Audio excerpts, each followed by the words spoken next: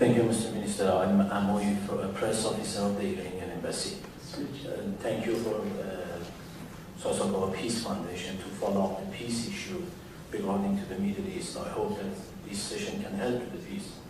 But I think that some part of your presentation was not fair and it was against my country policies. And I think that you have mentioned about the different issues inside the Middle East, such as Daesh or different terrorist group.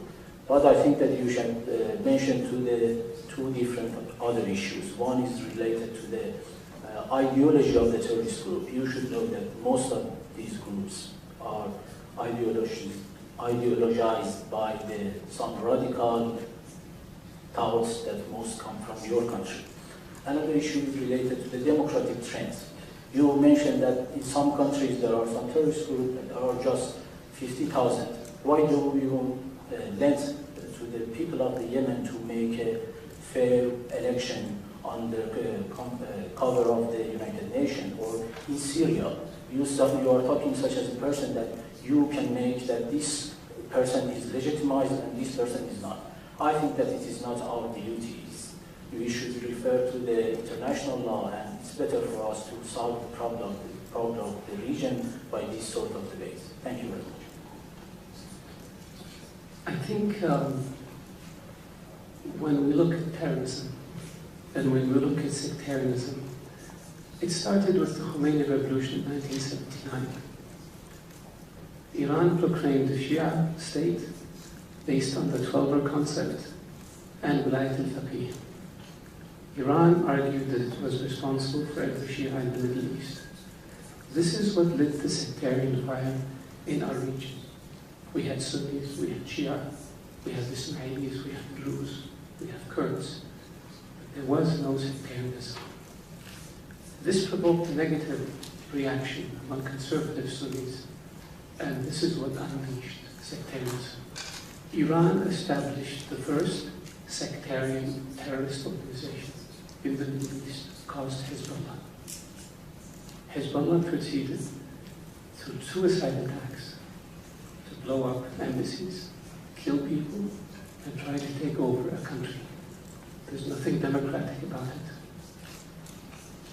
The Houthis in Yemen are 50,000.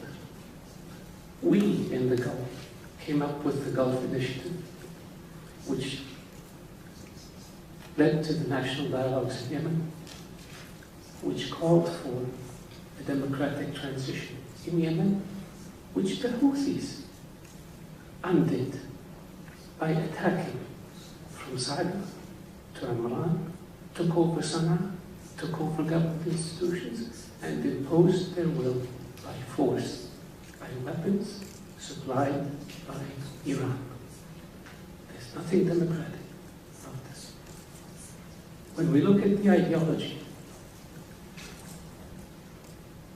of extremism, let's look at the pragmatic side of it. Osama bin Laden was dealing with Iran in the 90s and with Hezbollah. After 9/11, Al-Qaeda's senior operatives went to Iran, including Saad bin Laden. Your great nation gave him shelter and support. The order to blow up 3 housing compounds in Riyadh came from Saif al-Adil, the chief of operations for Al-Qaeda, while he was in Iran. This is harboring and sheltering terrorists. It has nothing to do with the ideology. So, we move forward, and we see Al-Qaeda and Daesh. Not one of them has attacked Iran. Why? Everybody else was attacked by them. Could it be because you support them, shelter them, harbor them? Probably yes. So kind of,